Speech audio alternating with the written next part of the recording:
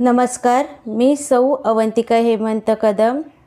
यशवंतराव चव्हाण महाराष्ट्र मुक्त विद्यापीठ अंतर्गत BEd अधिष्ठान अभ्यासक्रम आहे. त्यातील EDU 402 अध्ययन आणि अध्यापन या पाठ्यपुस्तकाचे वाचन करूया. तिसरा उपघटक आहे शिक्षक विचार प्रक्रिया म्हणजे टीचर टॉट प्रोसेस. अध्यापनाच्या संदर्भात शिक्षकाच्या मनात ज्या विचार प्रक्रिया चालतात त्यांचे 3 प्रकार पडतात. शिक्षक नियोजित किंवा पूर्वक्रियात्मक विचार, शिक्षकांचे आंतरक्रियात्मक विचार व निर्णय, शिक्षकांच्या अध्यापन विषयक वैयक्तिक उपपत्ती व विश्वास. शिक्षक नियोजन किंवा पूर्वक्रियात्मक विचार. पहिल्या प्रकाराचा म्हणजे शिक्षक नियोजन किंवा पूर्वक्रियात्मक विचार प्रक्रियेचा अभ्यास करण्यासाठी निरीक्षण, मुलाखत, पत्रिकापालन, प्रकट विचार, पाठ टाचण्यांचे विश्लेषण इत्यादी अभ्यास पद्धतींचा वापर केलेला आढळतो. शिक्षक नियोजनात कोणत्या शिक्षकांचा विचार करतो, या विचारांचा क्रम कसा असतो याचा प्रामुख्याने शोध घेण्याचा प्रयत्न या संशोधनातून करण्यात आला. पाठ नियोजन, घटक नियोजन, दैनंदिन, अल्पकालीन, दीर्घकालीन, साप्ताहिक, सत्र व वार्षिक नियोजन असे जवळजवळ 8 भिन्न प्रकारचे नियोजन शिक्षक करत असतात. हे सर्व प्रकार एकमेकांशी निगडीत आहेत. दिलेल्या अभ्यासक्रमातच भर घालून काही भाग गाळून, क्रम बदलून, कमी जास्त भर देऊन, स्वतःचा स्वतंत्र अर्थ लावून तर कधी चुकीचा अर्थ लावून या अभ्यासक्रमाचे शिक्षक अध्यापनात रूपांतर करतात. विविध मुद्द्यांसंदर्भात वेळेची विभागणी, आढावा व नवीन आशय अध्यापन कार्यास द्यावयाचा वेळ शिक्षक यासंबंधीचे निर्णय नियोजनात घेतात. नियोजनामुळे शिक्षकांच्या मनात अनिश्चितता दूर होते व आत्मविश्वास वृद्धिंगत होतो. शिक्षकाचे नियोजन व अध्यापनात यात घनिष्ठ संबंध दिसून येतो. शिक्षकाच्या नियोजन करण्याच्या भिन्न शैली दिसून येतात. मात्र अनुभवी शिक्षक आशय, उद्दिष्ट, अध्ययन, अनुभव व मूल्यमापन अशा बुद्धिवादी एकरेषीय रीतीने कधीच नियोजन करत नाही. नियोजनात शिक्षक आशय व विद्यार्थी कृती यांचा विचार करीत असतो. उद्दिष्टांचा विचार तुलनेने कमी होतो. शिक्षक नियोजन विषयक प्राप्त झालेले हे ज्ञान शिक्षक प्रशिक्षणाच्या दृष्टीने महत्त्वाचे आहे. ज्या पद्धतीने शिक्षक प्रशिक्षणात नियोजन करावयाचे शिकवले जाते त्या नियोजनात किंवा त्या पद्धतीने शिक्षक पुढे फारसे नियोजन करीत नाही, हा धक्कादायक निष्कर्ष आहे. शिक्षकाचे आंतरक्रियात्मक विचार व निर्णय. शिक्षकाचे आंतरक्रियात्मक विचार व निर्णय यांचा अभ्यास करण्यासाठी बोधात्मक मानसशास्त्रज्ञ उद्दीपित प्रत्यावाहन पद्धती यासारख्या पूर्णतः नव्या अभ्यास पद्धतीचा वापर करतात. उद्दीपित प्रत्यावाहनाचा शिक्षक शिकवित असताना त्यांची व्हिडिओ टेपवर किंवा ऑडिओ टेपवर नोंद करतात व शिकवणे पूर्ण झाल्यावर ती टेप पुन्हा शिक्षकाला दाखवितात किंवा ऐकवतात. आपल्याच अध्यापनाचे निरीक्षण करताना किंवा ऐकताना त्याला त्यावेळी चाललेल्या विचार प्रक्रियेबद्दल संशोधक किंवा शिक्षक प्रशिक्षक प्रश्न विचारतो. या विचार प्रक्रिया आठवणे शिक्षकाला सोपे जाते व तो त्या स्पष्ट करतो. त्याचे हे बोलणे देखील ध्वनिमुद्रित केले जाते. त्याचे पुन्हा विश्लेषण केले जाते.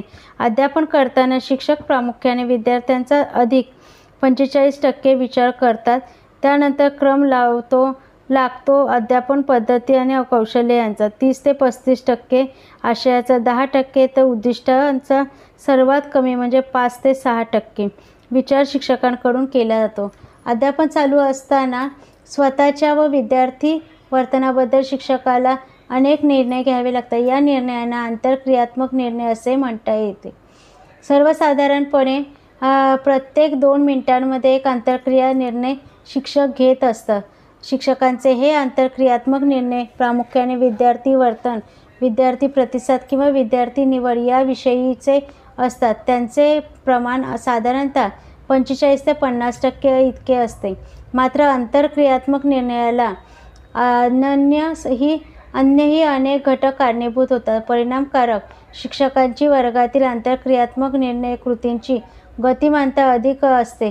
वर्गातील क्लिष्ट गुंतागुंतीच्या घटना व पर्यावरणातील घटकांचे ते गटवारी करतात. त्या गटांचे सूक्ष्म भेद जाणतात. त्यामुळे गुंतागुंतीच्या पर्यावरणात सोपेपणा व निर्णय कृतीसाठी आवश्यक ती अर्थपूर्णता प्राप्त होते. अल्प परिणामकारकता शिक्षकांच्या वर्तनात साचेबंदता असतो. अध्यापनात बदल करण्याची आवश्यकता असताना व पर्यायी कृती उपलब्ध असतानाही ते बदल करत नाहीत. वर्गात घडणाऱ्या घटना, कृती, वर्तने, प्रतिसाद इत्यादी विषयक समृद्ध अशी संबोधांची मालिका किंवा संरचना अनुभवी शिक्षकांकडे उपलब्ध असते. अशी ती अनुभवी शिक्षकांकडे असत नाही. ते केवळ विद्यार्थ्यांच्या बेशिस्त वर्तनांचाच विचार करतात. शिक्षकांच्या अध्यापनविषयक वैयक्तिक उपपत्ती व विश्वास. शिक्षक आपल्या अनुभवातून चिंतनात्मक अध्यापन, शिक्षण यांविषयीची स्वतःची वैयक्तिक मते, तत्त्वे किंवा सिद्धांत बनवत असतो. हेच शिक्षकाचे अध्यापनविषयक वैयक्तिक विश्वास होत. या विचारांचा त्यांच्या अध्यापनावर परिणाम होते. यासाठी या वैयक्तिक उपपत्ती किंवा सिद्धांत जाणून घेणे आवश्यक आहे. शिक्षकांच्या वैयक्तिक उपपत्ती या कधीच स्थिर नसतात. येणारे अनुभव त्यांच्या अर्थ लावण्याच्या प्रयत्नातून त्या बदलत व त्यातून त्यांची पुढील कृती ठरते. उदाहरणार्थ, आपल्या विद्यार्थ्यांचे यश कोणामुळे किंवा कशामुळे या प्रश्नांचे उत्तर विविध शिक्षक विविधरित्या देतात. विद्यार्थ्यांचे अपयश आपल्यामुळेच तर यश त्यांच्यामुळे असे काही शिक्षक मानतात, तर काही शिक्षक यश आपल्यामुळे आणि अपयश अन्य घटकांमुळे असे मानतात. आपण विद्यार्थ्याला घडवू शकतो असे मानणारे व न मानणारे शिक्षकही असतात. या त्यांच्या विश्वासाचा, श्रद्धेचा अध्यापनावर परिणाम होत असतो. पहिल्या प्रकारचे शिक्षक परिश्रम करणाऱ्या विद्यार्थ्यांना अधिक प्रोत्साहन देतात. वेळोवेळी प्रत्याभरण देऊन त्यांच्या धडपडीला आधार व प्रतीक्षा देतात. विद्यार्थ्यांच्या यशापयशाच्या कारणविषयक शिक्षकाची ही जशी मते असतात, तशीच अध्यापनविषयक काही नियम, तत्त्वे व चांगल्या अध्यापनाच्या त्यांच्या काही प्रतिमा म्हणजे दृष्टांताच्या रूपातील उदाहरण. शिक्षण म्हणजे चिखलापासून मडकी घडविणे, मुलांना फुलू देणे इत्यादी असतात. ही तत्त्वे, नियम, प्रतिमा इत्यादी त्यांच्या चिंतनातून तयार होतात आणि कृतीला मार्गदर्शक ठरतात. शिक्षक व्यक्त करीत असलेली काही तत्त्वे पाहण्यासारखी असतात. 1. भरपाईचे तत्त्व. जी मुले लाजरी, अंतर्मुख किंवा कमी क्षमतेची असतात त्यांच्यासाठी अधिक काही केले पाहिजे. 2. हेतुपूर्ण सौम्यतेचे किंवा मृदुतेचे तत्त्व. ज्या मुलांना विशेष अवधानाची गरज असते त्यांच्या नियमबाह्य वर्तनाकडे दुर्लक्ष करावे.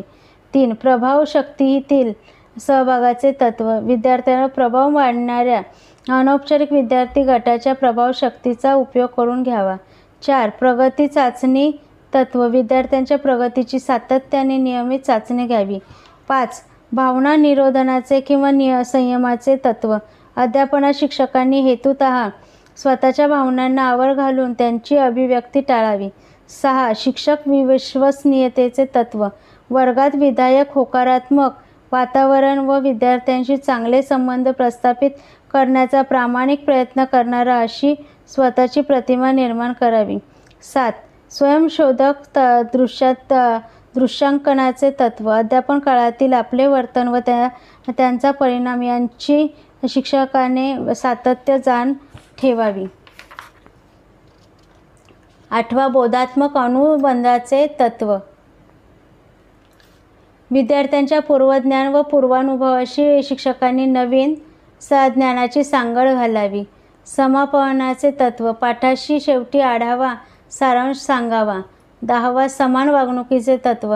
विद्यार्थ्यांशी वागताना त्यांना समान वागणूक द्यावी.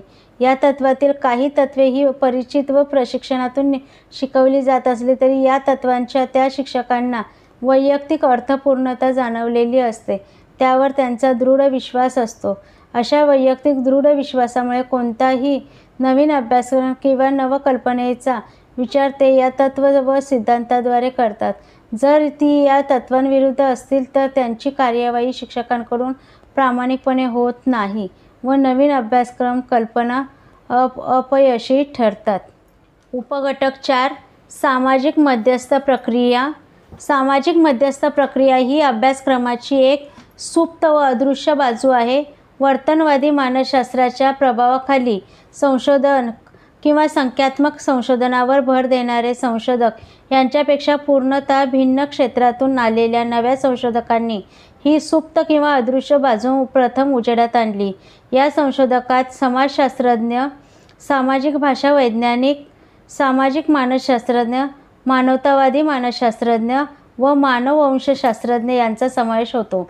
या संशोधकांनी वापरलेल्या संशोधन पद्धतीही भिन्न भिन्न आहेत. मूलतः त्या गुणात्मक संशोधन पद्धती असून वस्तुनिष्ठतेपेक्षा व्यक्तिनिष्ठतेवर, वर्तनाऐवजी कृतीवर, कृतींच्या लावलेल्या वैयक्तिक अर्थावर, औपचारिक सामाजिक संघटनापेक्षा अनौपचारिक सामाजिक संघटनावर, सार्वत्रिक ऐवजी आत्ता आणि तेथे घडणाऱ्या स्थानिक घटनेवर, त्यामागील संदर्भावर त्या भर देतात.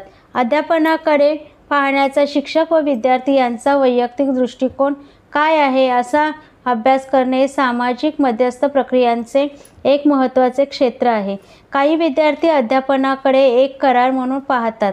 शिक्षकांनी दिलेली कृती पूर्ण करून त्या बदल्यात शिक्षकांची मान्यता किंवा प्रशंसा मिळवणे या एकमेव हेतूने हे विद्यार्थी शिक्षकांनी दिलेले काम पूर्ण करतात. आपल्याला समजले की नाही याचे त्यांना फारसे महत्त्व नसते. त्यामुळे ते विद्यार्थी दुसऱ्या विद्यार्थ्यांना विचारून किंवा विद्यार्थ्यांची उत्तरे पाहून लिहितात.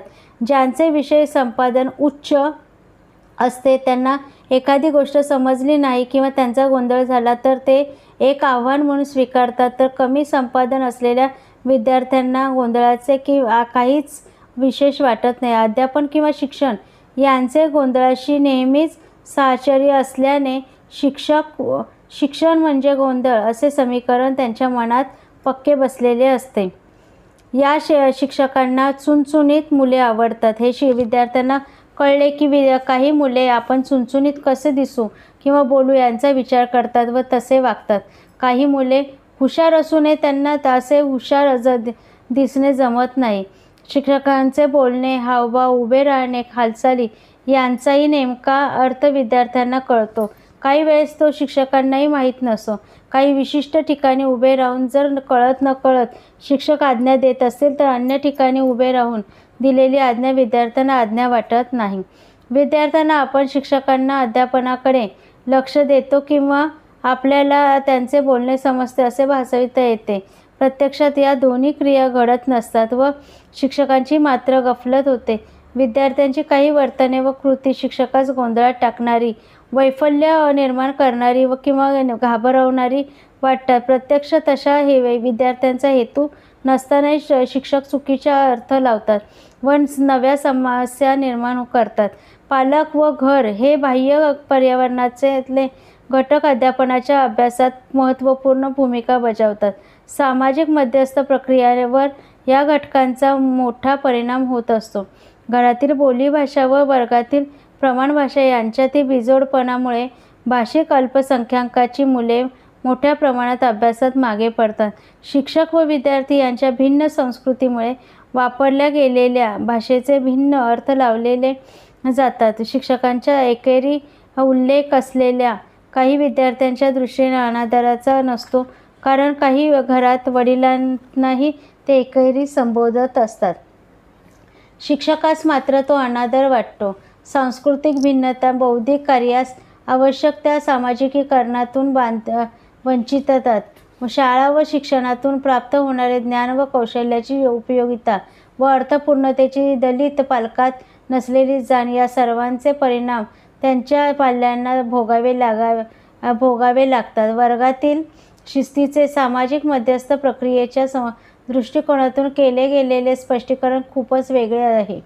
शिस्त हा वर्गातील राजकारणाचा भाग आहे. प्रभाव कायदेशीररित्या वर्गातील अधिकार किंवा सत्ता शिक्षकांकडे असते, परंतु विद्यार्थ्यांवर प्रभाव पाडणारी खरी सत्ता मात्र विद्यार्थी गटांच्या नेतृत्वाकडे असते. वरवर बलिष्ठ दिसणाऱ्या शक्तीवर जेव्हा वरवर कमकुवत शक्तीचे निर्णय प्रस्थापित होते तेव्हा बेशिस्तीची समस्या उभी होते. विद्यार्थी अशा वेळी शिक्षकांशी असहाय्य सहकाराची भूमिका घेतात, शिकण्यास नकार देतात, पराभवाला कारणीभूत होणारा विरोध करतात. वर्ग अध्यापनाचा भाषिक अभ्यास सामाजिक भाषा वैज्ञानिकांनी खूप बारकाईने केलेला आढळतो. विद्यार्थी बोधनाचा सामाजिक संदर्भ या वैज्ञानिकांनी अभ्यासावयास असल्याने ते वर्ग अध्यापनातील भाषिक अंगाकडे वळतात. वर्गातील अध्यापनाच्या सादरीकरणाचा विद्यार्थी अर्थ लावता असताना प्रस्थापित सामाजिक संबंध व संवाद यांना महत्त्व प्राप्त होते. हे संबंध व संवाद भाषेद्वारे होत असल्याने भाषा ही सामाजिक बोधनात्मक बाजूंना जोडणारा दुवा मानली जाते. भाषिकदृष्ट्या अध्यापनाचे आकृतिबंध, विद्यार्थी सहभाग व अशाब्दिक कृती या गोष्टी येथे महत्त्वाच्या आहेत. सुप्त अभ्यासक्रम म्हणजे हिडन करिक्युलम हा वर्ग अध्यापनातील सामाजिक मध्यस्थ प्रक्रियांचा आणखी एक महत्त्वाचा पदर आहे. शाळेचा निर्धारित अभ्यासक्रम शिकविणे हे शिक्षकाचे मूळ काम. मात्र या अभ्यासक्रमाबरोबरच शिक्षक अनेक अन्य गोष्टी विद्यार्थ्यांना कळत नकळत शिकवित असतात. आपली वैयक्तिक मते, विचार, तत्त्वज्ञान, शालेय घटनांवरील टीका टिप्पणी व शेरे, सहकारी मुख्याध्यापक यांच्यावरील टीका यांबरोबरच आपला पोशाख, लकबी, आचार यातून अनेक गोष्टी शिक्षक विद्यार्थ्यांना शिकवित असतात. काही वेळेस हे ते जाणीवपूर्वक करतात तर काही वेळेस अजाणतेपणीही करतात. अध्यापनाच्या अंतर्क्रियेत विद्यार्थ्यांना संधी देतात. शिक्षक कळत नकळत समान संधी देत नाही व विद्यार्थ्यात मतभेद करतात. काही विद्यार्थ्यांशी विशेषतः आवडणाऱ्या व न आवडणाऱ्या विद्यार्थ्यांशी बोलताना, शिक्षकांचे स्पष्टीकरण घेताना, प्रशंसा अथवा दोष दिग्दर्शन करताना ते भिन्न भिन्न भाषा वापरतात. वेगवेगळे शाब्दिक वर्तन दर्शवितात. अशा वर्तनातून दिला जाणारा संदेश हा सुप्त अभ्यासक्रमाचाच एक घटक आहे. या संदर्भात स्त्री-पुरुष समानतेचे उदाहरण घेता येईल. स्त्री-पुरुष समानता हा नव्या अभ्यासक्रमाचा एक गाभाभूत घटक आहे. त्यामुळे वर्गात विद्यार्थी व विद्यार्थिनीशी वागताना शिक्षकांकडून समानतेची वागणूक मिळणे अभिप्रेत आहे. मात्र प्रत्यक्षात असे घडत नाही.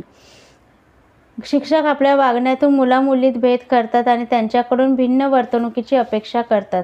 शाळा व शिक्षक विद्यार्थ्यांना नेहमीच कित्येक नीरस गोष्टींचा सातत्याने कंटाळवाणा सराव करावयास लागतात. स्वतंत्र विचारांची संधी नाकारून त्यांच्या स्वतंत्र विचार मारून टाकतात. यातून ते भविष्यात आवश्यक असणाऱ्या अदबीने नियमानुसार वागणारा व कंटाळवाणे काम सहनशीलतेने करणारा एक वर्ग निर्माण करतात. भले स्वतंत्र विचार हे औपचारिक शिक्षणाचे एक महत्त्वाचे ध्येय असले तरी शाळा या संस्थेची स्वतःची अशी एक संस्कृती आहे. प्रत्येक शाळेकडून ही संस्कृती, वर्तनाचे नियम व प्रमाणके व लिखित संकेत बदलतात. शाळेतील विविध अभ्यासपूरक कार्यक्रमांद्वारे संक्रमित होणारे विचार व तत्त्वज्ञान आणि शाळेची सुप्त संस्कृती व वातावरण यांचा परिणाम शिक्षक व विद्यार्थी यांच्या वर्तनावर घडतच असतो व तोही सुप्त अभ्यासक्रमाचाच एक भाग आहे. स्व-अपेक्षापूर्ती व पिग्मॅलियन परिणाम. वर्गामध्ये शिक्षक हे विद्यार्थी व विद्यार्थ्यांकडून भिन्न वर्तनाची अपेक्षा करतात. याचा उल्लेख यापूर्वी आलेलाच आहे. अशा भिन्न अपेक्षांचा विद्यार्थी व विद्यार्थिनी यांच्या वागण्यावर भिन्न परिणाम होत असतो असे दिसून येते. असे घडणाऱ्या स्व-अपेक्षापूर्ती ही प्रक्रिया कारणीभूत असते. ही प्रक्रिया यासाठी आपणास परिचित असणे आवश्यक आहे.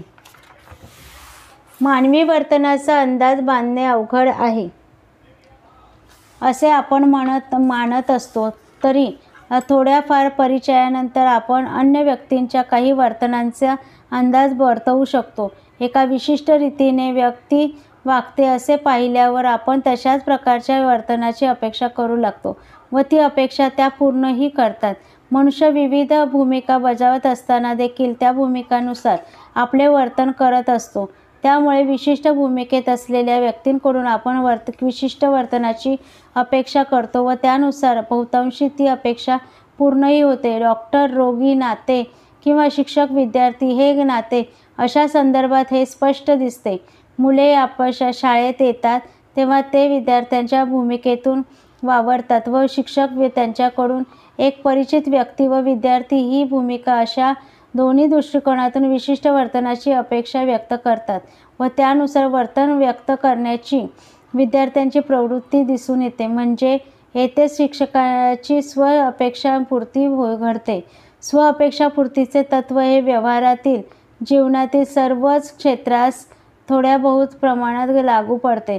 तथापि शिक्षक व विद्यार्थी या विशिष्ट संदर्भात किंवा संबंधात या तत्त्वाला स्वतंत्र नामाभिधान केले आहे, ते म्हणजे पिग्मॅलियन परिणाम होय. पिग्मॅलियन हा पारिभाषिक शब्द ग्रीक पुराण कथेतून घेतलेला आहे. पिग्मॅलियन हा स्वतःच निर्मिलेल्या किंवा घडलेल्या स्त्रीच्या पुतळ्याच्या प्रेमात पडतो. व्हीनस ही देवता त्या पुतळ्यात सजीव करते आणि गॅलेशियमा नावाने स्त्रीमध्ये पुतळ्याचे रूपांतर होते. पुढे गॅलेशियाशी पिग्मॅलियनचा विवाह होतो. या ठिकाणी स्वतःचा होकारात्मक विचार व इच्छेनुसार व्यक्ती घडवणे ही मुख्य कल्पना आहे आणि याच मध्यवर्ती कल्पनेवर बर्नार्ड शॉचे पिग्मॅलियन नाटक आधारित आहे. माय फेअर लेडी हा इंग्लिश चित्रपट किंवा ती फुलराणी ही मराठी नाटक ही त्यांचीच रूपांतरे. या नाटकात भाषा वैज्ञानिक माळिणीमध्ये म्हणजे फुलवालीत जसे अपेक्षित बदल घडवून आणतो तसे बदल शिक्षक हा विद्यार्थ्यांमध्ये घडवून आणू शकतो, असा निष्कर्ष रोझेनथॉल व जेकबसन यांनी केलेल्या संशोधनातून काढला. पिग्मॅलियन इन क्लासरूम या त्यांच्या पुस्तकातून पिग्मॅलियनचा परिणाम ही कल्पना शिक्षणशास्त्रात आली. वर्गात भिन्न भिन्न विद्यार्थ्यांशी वागण्याची शिक्षकाची शैली भिन्न भिन्न असते. शिक्षकाचा विद्यार्थ्यांवर पडणारा प्रभाव हा प्रामुख्याने मारल्या गेलेल्या शिक्क्यावर म्हणजे चुकीच्या किंवा बरोबर बहुतांशी चुकीच्या वर अवलंबून असतो. शालेय जीवनाच्या सुरुवातीस हुशार विद्यार्थ्यांकडून किंवा अशी विद्यार्थ्यांची प्रतवारी किंवा वर्गवारी झाली की विद्यार्थी त्याच गटात कायम राहतात व शिक्षक त्या विद्यार्थ्यांकडून तशीच अपेक्षा करतात. खरे तर ही एक दुष्ट चक्रीय प्रक्रिया आहे. जे विद्यार्थी उच्च शैक्षणिक क्षमतेचे आहेत असे शिक्षक मानतात त्यांच्याशी वर्गात शिक्षक वेगळे वर्तन दर्शवितात. स्वीकारदर्शक मान हलविणे, विद्यार्थ्यांच्या अधिक जवळ जाणे, पुढे वाकून उत्तराकडे अवधान देणे, नजरेला नजर देणे, मित्रत्वाने बोलणे, नवीन शिकण्याची संधी देणे, अधिक अवघड गोष्टी शिकविणे, अचूक उत्तरे मिळवण्यासाठी दीर्घकाळ थांबणे, सूचकांचा वापर करून मदत करणे, प्रश्न बदलवून सांगणे, प्रशंसेचा माफक वापर करणे इत्यादी वर्तने शिक्षक उच्च क्षमता असलेल्या विद्यार्थ्यांबाबतीत व्यक्त करतो. या सर्व वर्तनांमध्ये कमी क्षमतेच्या किंवा तसा शिक्का मारलेल्या विद्यार्थ्यांना वंचित राहावे लागते. याचा परिणाम ते आणखी एक मागे पडतात. इतकेच नव्हे तर या विद्यार्थ्यांकडे शिक्षक वर्ग नियंत्रणाच्या संदर्भात लक्ष देतात. त्यामुळे शिक्षकांनी लक्ष देणे याचा अर्थ तो नियंत्रणाचा एक भाग आहे अशी समजूत झाल्याने हे विद्यार्थी उत्तरे देण्याचे टाळतात. शिक्षकांची त्यांच्याविषयक असलेली कल्पना आणखी दृढ होण्यास त्यामुळे मदत होते. शिक्षकाला एखाद्या अपरिचित वर्गाच्या क्षमतेविषयी पूर्वकल्पना दिली तर शिक्षक त्यास अनुरूप अशी वागणूक त्या वर्गाला देतो. या बाबतीत रोझेनथॉल व जॅकबसन यांचा प्रयोग प्रसिद्ध आहे. कमी क्षमतेच्या विद्यार्थ्यांच्या एका अपरिचित वर्गाचा परिचय शिक्षकाला उच्च क्षमतेचा असा करून दिला. त्याचा परिणाम शिक्षकाचा वर्ग अंतरक्रियेचे स्वरूप बदलले. महत्त्वाचे म्हणजे शिक्षकाच्या या वर्तनाला व अपेक्षांना विद्यार्थ्यांनी त्यानुसार प्रतिसाद दिला आणि त्यांच्या शैक्षणिक प्रगतीतही लक्षणीय वाढ दिसून आली. शिक्षकाच्या या उच्च अपेक्षेचा जसा होकारात्मक परिणाम दिसून येतो तसा अल्प अपेक्षांचा नकारात्मक परिणामही दिसतो. अमेरिकेतील शाळांतील निग्रो मुलांबाबत शिक्षकांचा मनात पूर्वाग्रह असल्यामुळे ते त्यांच्याकडे दुर्लक्ष करतात. प्रशंसेऐवजी टीकेचा वापर करतात. हुशार निग्रो विद्यार्थ्यांबाबत अशी नकारात्मक भूमिका घेतली गेल्याने ही मुले हळूहळू मंदबुद्धीच्या निष्क्रिय विद्यार्थ्यांप्रमाणे वागतात. भारतातील शाळेतही मागास आदिवासी विद्यार्थ्यांबाबतीत असे घडत असण्याची शक्यता नाकारता येत नाही. याचबरोबर शिक्षणाचा विद्यार्थ्यांच्या सहभागावर होणारा विषम परिणाम, काही विद्यार्थ्यांचा अबोलपणा वाढवणे व काहींचा बोलकेपणा, शिक्षकांचा वर्गानुसार होणारा बोलण्यातील फरक, उदाहरणार्थ खालच्या वर्गात बोलताना कृत्रिम लढीवाळपणे बोलणे, अध्यापनातील विनोदाचे मोघमपणाचे प्रमाण व त्यांचे परिणाम, विद्यार्थी आंतरक्रिया किंवा विद्यार्थी अध्यापनाचा भाषिक अंगाने घेतलेला शोध, उदाहरणार्थ शिक्षकांनी अध्यापनात वापरलेले नवे शब्द व विद्यार्थ्यांचे त्यांचे आकलन, अशा विविध सामाजिक मध्यस्थ क्रियांचा शोध घेण्याचा प्रयत्न सामाजिक भाषा वैज्ञानिक घेतात. शिक्षकाला अध्यापनविषयक माहितीचे एक नवे दालन त्यांनी आज खुले केलेले आहे. उपघटक 5. शैक्षणिक मध्यस्थ प्रक्रिया. शैक्षणिक मध्यस्थ प्रक्रियेचा अभ्यास करणारा कार्यक्रम हा खरे तर प्रक्रिया निष्पत्ती संशोधनाची सुधारित आवृत्ती आहे असे मानले जाते. डेव्हिड बर्लिनर व अन्य सहकारी यांची जेव्हा प्रक्रिया निष्पत्ती संबंधी थोडी निराशा किंवा भ्रमनिराश झाला तेव्हा ते शैक्षणिक मध्यस्थ प्रक्रियांकडे वळले. प्रक्रिया निष्पत्ती कार्यक्रमात तार्किक विसंगती आहे असे त्यांना वाटले. वर्षभरात केव्हा तरी केलेल्या शिक्षक वर्तनाच्या गणनाचे साहचर्य वर्षाच्या शेवटी गेलेल्या गुणांकाशी शोधण्यात काय अर्थ आहे.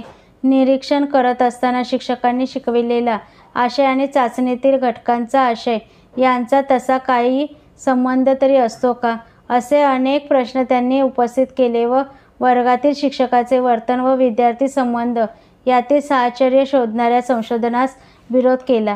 प्रायोगिक संशोधनाची पुढील पायरीही त्यांना मान्य नव्हती, कारण प्रयोगाच्या वेळी वापरलेल्या परिस्थितीत वास्तव वर्ग अध्यापनाच्या गुंतागुंती किंवा गतिमानता अशी प्रतिबिंबित होत नाही. शिवाय एखाद्या परिस्थितीत वास्तव वर्ग अध्यापनातील गुंतागुंत किंवा गतिमानता कधीच प्रतिबिंबित होत नाही. शिवाय एखादे वर्तन शिक्षकांनी हेतुतः वाढविले, उदाहरणार्थ प्रशंसेचे प्रमाण किंवा प्रश्नांनंतरची स्तब्धता, तर त्यामुळे विद्यार्थ्यांचे संपादन वाढते असे म्हणता येणार नाही, कारण ती प्रशंसा किंवा स्तब्धता कोणत्या परिस्थितीत किंवा कोणत्या विद्यार्थ्यांबाबतीत वापरली यालाही महत्त्व आहे. शिक्षक एखाद्या विशिष्ट क्षणी विशिष्ट आशयाच्या संदर्भात जे काही करतो ते याचा विद्यार्थ्यांवरील परिणाम त्या क्षणापुरता व आशयापुरता असतो. म्हणूनच त्या क्षणी विद्यार्थी काय करत असतात याला शिक्षक वर्तनापेक्षा अधिक महत्त्व प्राप्त होते. शिकवित असलेल्या आशयाशी विद्यार्थ्यांची आंतरक्रिया कशी घडते, त्या आशयाचे काठिण्यता विद्यार्थ्यांच्या दृष्टिकोनातून किती आहे, त्यांनी त्यांच्यासाठी प्रत्यक्ष किती वेळ दिला आणि किती चुका केल्या, प्रश्नांना संपादनाच्या दृष्टीने अधिक अर्थ आहे, या सर्व प्रश्नातून डेव्हिड बर्लिनने 1979 शैक्षणिक अध्ययन काल ही नवी संकल्पना मांडली. शैक्षणिक अध्ययन काल या संकल्पनेत 4 घटकांचा समावेश होतो. ते असे: 1. ज्या आशयासंदर्भात विद्यार्थी काम करतो तो आशय. 2. विद्यार्थी त्या आशयात स्वतःला कितपत व कसा गुंतवून ठेवतो आणि त्याचे स्वरूप. 3. आशयातील काठिण्य पातळी. आणि 4. वर्गात विद्यार्थ्यांनी या सर्वांसाठी दिलेला वेळ. या 4ही घटकांना कॅरोल 1963 आणि ब्लूम 1976 यांनी प्रतिपादिलेल्या प्रभुत्व अध्ययन प्रतिमानांचा व सैद्धांतिक बैठकीचाही आधार आहे. विद्यार्थ्यांचे विशिष्ट आशयाचे किंवा कौशल्याचे अध्ययन हे 5 घटक किंवा चलांवर अवलंबून असते. 1. विद्यार्थ्यांची क्षमता. 2. विद्यार्थ्यांचा कल. 3. विद्यार्थ्यांची चिकाटी. 4. अध्ययनाची संधी व 5. अध्यापनाची गुणवत्ता. या 5 चलांपैकी कल, चिकाटी व संधी हे 3 घटक वेळ या मिताशी संबंधित आहे. कॅरोलच्या मते कल म्हणजे विशिष्ट शालेय कार्यावर प्रभुत्व मिळविण्यासाठी विद्यार्थ्याला आवश्यक असलेला वेळ होय. संधी म्हणजे विशिष्ट आशय शिकवण्यासाठी विशिष्ट विद्यार्थ्याला शिक्षकांनी दिलेला वेळ, तर चिकाटी म्हणजे ते कार्य साध्य करण्यासाठी विद्यार्थ्यांनी स्वतः प्रत्यक्ष दिलेला वेळ होय. अन्य दोन चले म्हणजे क्षमता व अध्यापनाची गुणवत्ता वेळेशी संबंधित नाही. कॅरॉल क्षमतेच्या व्याख्या विद्यार्थ्यांची अध्ययनाची विशिष्ट वैयक्तिक शैली कशी करतो, तर अध्यापनाच्या गुणवत्तेची व्याख्या अध्यापनाच्या विद्यार्थी वैशिष्ट्यांशी असलेला मिळते-जुळतेपणा अशी करतो. या 5व्या क्षलांचा समावेश शैक्षणिक अध्ययन काल या संकल्पनेत व्हावा यासाठी डेव्हिड बर्लियरने आशयाची काठिण्य पातळी ही बाजू त्या संकल्पनेत अंतर्भूत केलेली आहे. शैक्षणिक अध्ययन काल ही वर्ग अध्यापनातील महत्त्वाची मध्यस्थ प्रक्रिया आहे. या प्रक्रियेचा शिक्षणासाठी शिक्षक वर्तनाबरोबरच विद्यार्थी वर्तनाचा विचार केला जातो. किंबहुना विद्यार्थी वर्तनाच्या संदर्भातच शिक्षक वर्तनाचा विचार केला जातो. विद्यार्थी प्रतिसाद देताना किंवा त्या दिलेली कृती करताना किती व कोणत्या चुका करतात, त्यांचे शिकविण्याकडे कितपत अवधान होते, दिलेल्या कृतीला त्यांनी प्रत्यक्ष किती वेळ दिला, त्यात त्यांना कितपत यश आले इत्यादी विद्यार्थी व्यक्त वर्तनाच्या काळजीपूर्वक नोंदीद्वारे शैक्षणिक अध्ययन काल ठरविता येतो. शैक्षणिक अध्ययन काल व विद्यार्थ्यांचे संपादन यामध्ये सातत्याने सहसंबंध असल्याचे दिसून आले आहे. छोट्या छोट्या पायऱ्यांतून पुरेसा गतीने शिक्षकांनी आशयाचे अध्यापन केले आहे व त्यानंतर शैक्षणिक कार्याची संधी विद्यार्थ्यांवर सोपवून त्यास त्यांनी जबाबदार धरले आणि योग्य प्रत्याभरण दिले तर विद्यार्थी अधिक शिकतात व असा शैक्षणिक मध्यस्थ प्रक्रियेवर संशोधनाचा प्रमुख निष्कर्ष आहे. या निष्कर्षावर आधारित अध्यापनाचे एक नवे प्रतिमान बराक रोझेशाइन व रॉबर्ट स्टीव्हन्स 1986 यांनी मांडलेले आहे. वर्ग अध्यापनास उपयुक्त ठरेल अशा रीतीने मांडलेले व पूर्णपणे शिक्षक परिणामकारतेवरील संशोधनावर आधारलेले हे पहिले अध्यापन प्रतिमान आहे. आपणास त्यास अध्यापन कार्य प्रतिमान असे म्हणता येईल. अध्यापन कार्य प्रतिमान हे प्रामुख्याने शैक्षणिक विषयांचे संपादन व प्रावीण्य वाढविण्यास उपयुक्त प्रतिमान आहे. गणित, व्याकरण, इतिहास, भूगोल व भिन्न विज्ञानातील माहिती वजा आशय शिकविण्यासाठी हे प्रतिमान परिणामकारक ठरेल. मात्र निबंध लेखन, मूल्यशिक्षण, सामाजिक प्रश्नांची चर्चा, सर्जनशीलता, साहित्य रसास्वाद इत्यादींसाठी हे प्रतिमान उपयुक्त ठरणार नाही. या प्रतिमानांमुळे विद्यार्थ्यांचा वर्गातील शैक्षणिक बाबींवर वापरला जाणारा वेळ वाढतो व अध्ययन होते. या प्रतिमानांच्या 5 पायऱ्या आहेत त्या अशा: 1. आढावा पूर्वज्ञानाची चाचणी किंवा तपासणी. शिक्षक पूर्वज्ञानावर प्रश्न विचारून आढावा घेतात, दिलेला स्वाध्याय तपासतात, आवश्यक वाटल्यास न समजलेला भाग पुन्हा शिकवितात. 2. नवीन अध्ययन साहित्याचे सादरीकरण. जे नवीन ज्ञान शिक्षक शिकवणार आहेत त्यांची ते विद्यार्थ्यांना सुस्पष्ट कल्पना देतात. नवीन माहिती छोट्या छोट्या पायऱ्याने पण पुरेशा गतीने सादर करतात. एका पायरीचे आकलन झाल्याशिवाय दुसरी पुढील पायरीकडे वळत नाही. तर जर माहिती क्लिष्ट स्वरूपाची असेल तर त्यांची आधी संपूर्ण रूपरेषा स्पष्ट करतात. क्लिष्ट मुद्द्यांचे सविस्तर विवेचन करतात. प्रत्यक्ष कृती करून दाखवितात. अनेकविध मूर्त उदाहरणे देतात. एका मुद्द्याकडून दुसऱ्या मुद्द्याकडे जाताना प्रश्न विचारून आकलन झाले आहे का याची चाचणी घेतात. विद्यार्थ्यांना सारांश सांगण्यास सांगतात. आवश्यक वाटल्यास पुन्हा पुन्हा ते शिकवितात. 3. मार्गदर्शित सराव. झालेल्या भागांवर मोठ्या संख्येने प्रश्न विचारतात. शिकविलेल्या भागावर सराव करण्यास सांगतात. सुरुवातीस मार्गदर्शन करतात. चुका दुरुस्त करण्यास मदत करतात. पुरेसा सराव देतात. आवश्यकतेनुसार पुन्हा शिकवितात. पुरेसे प्रावीण्य आल्याचे खात्री करतात. 4. विद्यार्थ्यांचा स्वतंत्र सराव. प्रत्येक विद्यार्थ्यास सरावासाठी स्वतंत्र काम देतात. पर्यवेक्षण करतात. वैयक्तिक मार्गदर्शन करतात. ज्यांचा सराव झाला असेल त्यांना अन्य कामे किंवा इतर विद्यार्थ्यांना मार्गदर्शन करण्यास सांगतात. 5. साप्ताहिक मासिक आढावा. झालेल्या भागांचा आठवड्यातून महिन्यातून आढावा घेतात.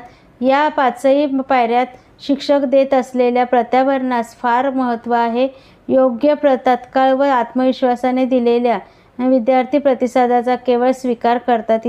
योग्य परंतु आत्मविश्वास पूर्ण नसलेल्या प्रतिसादास प्रोत्साहन देण्यास प्रशंसा करतात. चुकीची व निष्काळजीपणाने दिलेली उत्तरे दुरुस्त करून तत्काळ पुढे जातात. चुकीच्या व माहितीच्या आकलनाचा अभाव आढळल्यास सूचके वापरतात. उत्तरे सुधारून घेतात किंवा पुन्हा शिकवतात. पूर्वी उल्लेख केल्याप्रमाणे शैक्षणिक मध्यस्थ प्रक्रियेचा अभ्यास हा प्रक्रिया निष्पत्ती संशोधनाचा सुधारित प्रकार आहे असे मानले जाते. त्यामुळे जी टीका प्रक्रिया निष्पत्ती संशोधनावर केली जाते तीच या प्रकारावर होते. अध्ययनासाठी किती काळ विद्यार्थ्यांनी वापरला याचे बाह्य निरीक्षण केले तरी त्यांनी प्रत्यक्षपणे वेळ कसा वापरला याची उत्तर मिळत नाही. यासाठी विद्यार्थ्यांच्या विचार प्रक्रियांचा अभ्यास केला पाहिजे. अध्यापनाचा समग्र अभ्यासातील हे शेवटचे अंग आहे. उपघटक 6 विद्यार्थी विचार प्रक्रिया. अध्यापनाचा विद्यार्थ्यांच्या विषय संपादनावर होणाऱ्या परिणामापेक्षा विद्यार्थ्यांचे विचार, त्यांच्या भावना व त्यांचा दृष्टिकोन यावर होणाऱ्या परिणामांचा शोध विद्यार्थी विचार प्रक्रियेवर संशोधनात घेतला जातो. या संशोधनाची 3 क्षेत्रे आहेत. 1. अध्यापनाचा विद्यार्थी विचार प्रक्रियेवरील परिणाम. 2. विचार प्रक्रियेचा संपादनाशी असलेला संबंध व 3. संपादनाशी निगडीत अशा विचार प्रक्रियेला चालना देणारी अध्यापन पद्धती किंवा कार्यक्रमाचा विकास.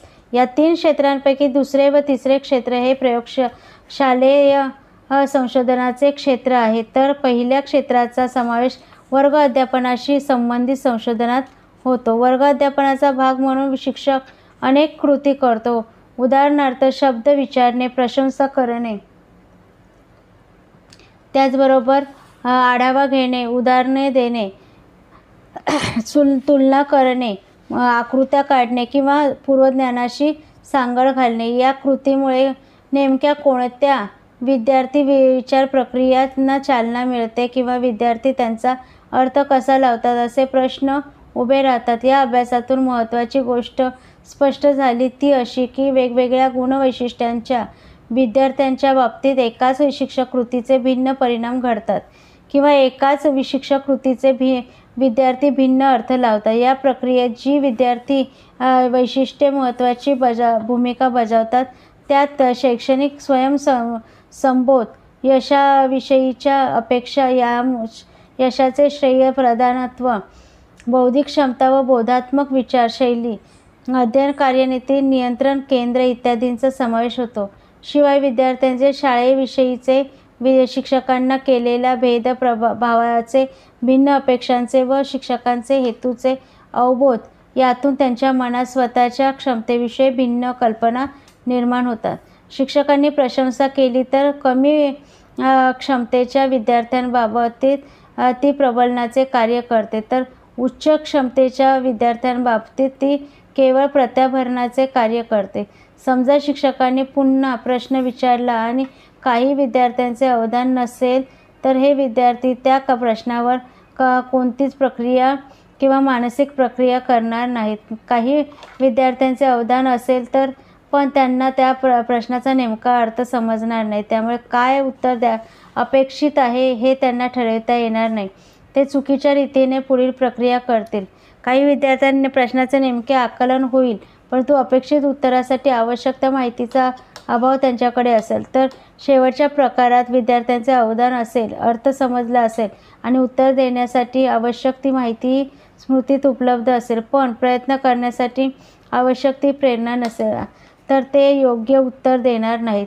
एकाच प्रश्नाच्या बाबतीत अशा भिन्न प्रक्रिया घडून येणे ही वर्ग अध्यापनातील नेहमीचीच घटना आहे आणि येथेच विद्यार्थ्यांचे अवधान व प्रेरणा हे 2 घटक महत्त्वाची भूमिका बजावतात. अवधान ही अध्ययनाशी निगडीत मानसिक प्रक्रिया आहे. हे फार वर्षापूर्वीपासून ज्ञात असले तरी वर्ग अध्यापनाच्या संदर्भात झालेल्या संशोधनातून असे दिसून आले आहे की अवधानाचे अल्पकालीन व दीर्घकालीन असे 2 प्रकार आहेत. अल्पकालीन अवधान अनैच्छिक तर दीर्घकालीन अवधान ऐच्छिक असे असते. त्यामुळे ते शिकता येऊ शकते. दीर्घकालीन अवधानाचाच अध्ययनाशी संबंध असतो. काही विद्यार्थ्यात या अवधानाचे विचलन सहज होते, त्यामुळे त्यांचे अवधान कमी होते. काही विद्यार्थी बाह्यतः अवधान आहे असे दाखवितात, प्रत्यक्षात ते नसते. व्यक्त अवधानापेक्षा विद्यार्थ्यांनी मान्य केलेला अवधान काल हाच विद्यार्थ्यांना अध्ययनास कारणीभूत होतो. प्रश्नपद्धतीत अध्यापन उद्दिष्टांची विद्यार्थ्यांना असलेली सुस्पष्ट जाणीव किंवा दीर्घकालीन अवधान वाढीसाठी खास विकसित केलेल्या कार्यक्रमामुळे विद्यार्थी अवधान प्रक्रिया शिकू शकतात. प्रबलन, संपादन, गरज, नियंत्रण केंद्र, श्रेयप्रधानत्व या सर्व नव्या संकल्पना प्रेरणेशी निगडीत आहेत. विद्यार्थ्यांना अध्ययनाशी आवश्यक प्रेरणा हे त्या स्वतःच्या विचारात पुढीलप्रमाणे कोणत्या गोष्टींचा महत्त्व देतात यावर अवलंबून असते. 1. स्वतःची क्षमता हा स्वनियंत्रण नसलेला अंतस्थ व स्थिर घटक आहे. 2. प्रयत्न हा स्वनियंत्रित अंतस्थ अस्थिर घटक आहे. नशीब अस्थिर, बहिस्थ, अनियंत्रित, तर कार्यकाठिण्य स्थिर, बहिस्थ, अनियंत्रित. या 4 घटकांपैकी अंतस्थ नियंत्रण केंद्र असलेल्या विद्यार्थ्यातील जे विद्यार्थी आपापल्या यशाचे श्रेय क्षमतेपेक्षा प्रयत्नांना देतात त्यांचे विषय संपादन अधिक असते. यासाठी जे शिक्षक प्रयत्नांती परमेश्वर हा संदेश आपल्या अध्यापनाकृतीत विद्यार्थ्यांना बिंबवित असतात तेच यशस्वी ठरतात. विद्यार्थी प्राप्त केलेल्या यश हा योगायोगाचा, कमी कार्यकाठिन्यतेचा किंवा क्षमतेचा भाग नसून विद्यार्थ्यांनी ते प्रयत्नातून योग्य बोधात्मक विचार प्रक्रियेचा उपयोग करून मिळवलेले आहे. हे वेळोवेळी शिक्षकांनी त्यांच्यापेक्षा पोहोचविले पाहिजे. विचार प्रक्रिया व अध्ययन तसेच संपादन यावरील संशोधन हे प्रयोगशालेय संशोधन आहे. वर्गात चाललेल्या बोधात्मक प्रक्रिया सर्वसामान्य माहिती प्रक्रियाकरणाप्रमाणेच असतात या गृहीतकावर ते आधारलेले असतात.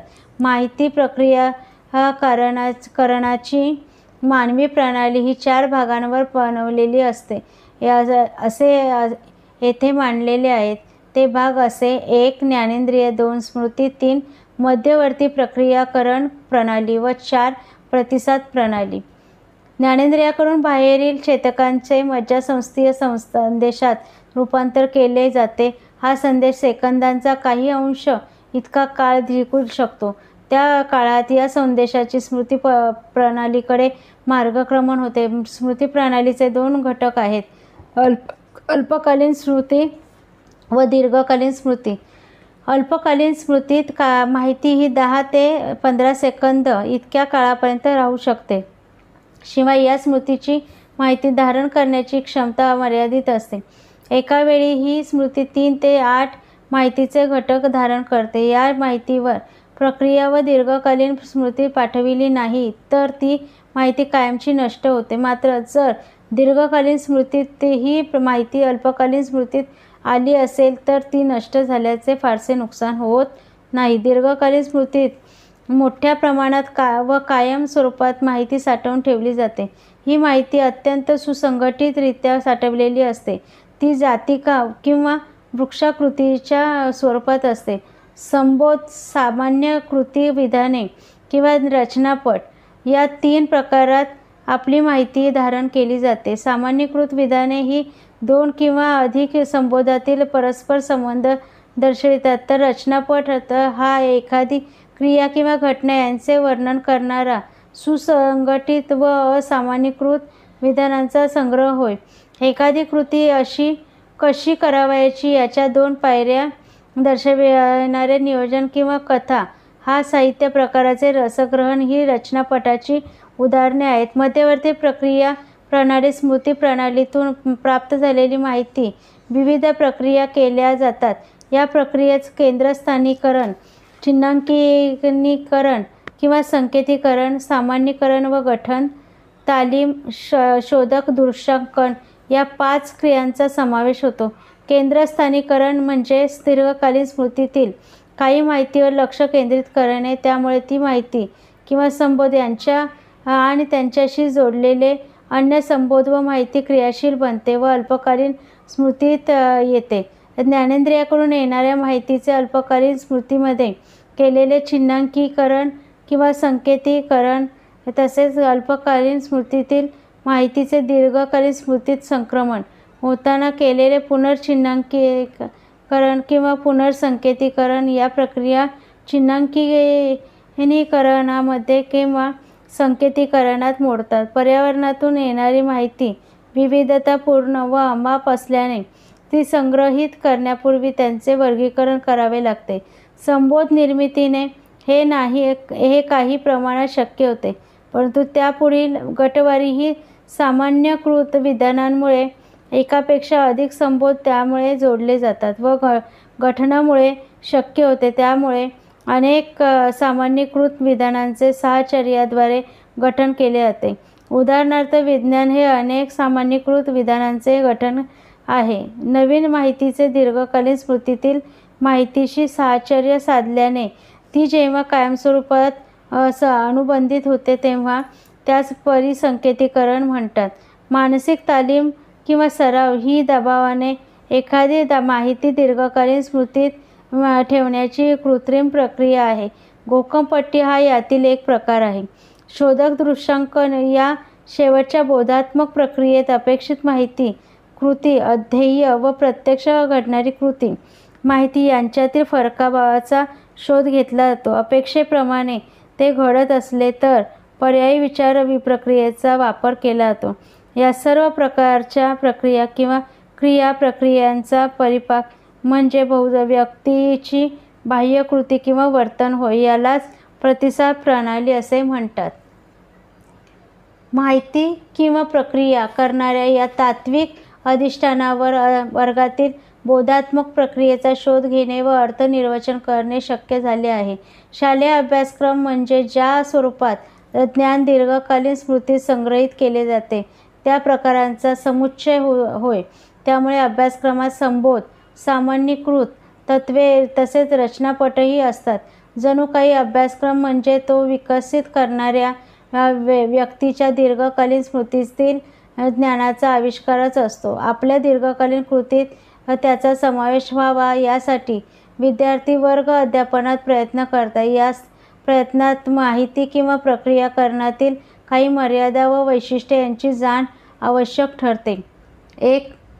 अल्पकालीन स्मृतीत एकाच वेळी 2 ते 8 माहितीचे घटक सामावून घेता येतात.